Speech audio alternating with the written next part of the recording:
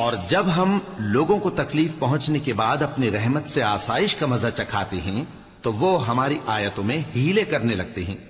کہہ دو کہ اللہ بہت جلد تدبیر کرنے والا ہے، اور جو ہیلے تم کرتے ہو ہمارے فرشتے ان کو لکھتے جاتے۔ اور اگر اللہ لوگوں کی برائی میں جلدی کرتا جس طرح وہ طلب خیر میں جلدی کرتے ہیں تو ان کی عمر کی میعاد پوری ہو چکی ہوتی۔ سو جن لوگوں کو ہم سے ملنے کی توقع نہیں انہیں ہم چھوڑے رکھتے ہیں کہ اپنی سرکشی میں بہکتے رہیں۔ اور اگر اللہ لوگوں کی برائی میں جلدی کرتا جس طرح وہ طلب خیر میں جلدی کرتے ہیں تو ان کی عمر کی میعاد پوری ہو چکی ہوتی۔ سو جن لوگوں کو ہم سے ملنے کی توقع نہیں انہیں ہم چھوڑے رکھتے ہیں کہ اپنی سرکشی میں بہکتے رہیں۔ اور جب انسان کو تکلیف پہنچتی ہے تو لیٹا اور بیٹھا اور کھڑا ہر حال میں ہمیں پکارتا ہے۔ پھر جب ہم اس تکلیف کو اس سے دور کر دیتے ہیں تو بے لحاظ ہو جاتا اور اس طرح گزر جاتا ہے کہ گویا کسی تکلیف کے پہنچنے پر ہمیں کبھی پکارا ہی نہ تھا۔ اسی طرح حد سے نکل جانے والوں کو الف لام را، یہ حکمت والی کتاب کی آیتیں ہیں۔ کیا لوگوں کو تعجب ہوا کہ ہم نے انہی میں سے ایک شخص کو حکم بھیجا کہ لوگوں کو ڈر سنا دو اور ایمان لانے والوں کو خوشخبری دے دو کہ ان کے پروردگار کے ہاں ان کا سچا درجہ ہے۔ ایسے شخص کی نسبت کافر کہتے ہیں کہ یہ تو کھلا جادوگر ہے۔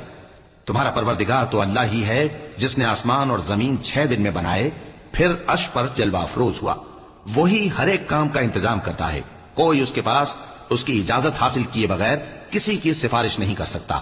یہی اللہ تمہارا پروردگار ہے تو اسی کی عبادت کرو۔ اے پیغمبر کہو کہ تم کو آسمان اور زمین میں رزق کون دیتا ہے، یا تمہارے کانوں اور آنکھوں کا مالک کون ہے؟ اور بے جان سے جاندار کون پیدا کرتا ہے، اور جاندار سے بے جان کون پیدا کرتا ہے؟ اور دنیا کے کاموں کا انتظام کون کرتا ہے؟ تو یہی کہیں گے کہ اللہ۔ تو کہو کہ پھر تم اللہ سے ڈرتے کیوں نہیں؟ یہی اللہ تو تمہارا حقیقی پروردگار ہے، اور حق بات کے ظاہر ہونے کے بعد گمراہی کے سوا ہے ہی کیا؟ تو تم کہاں پھرے جاتے ہو؟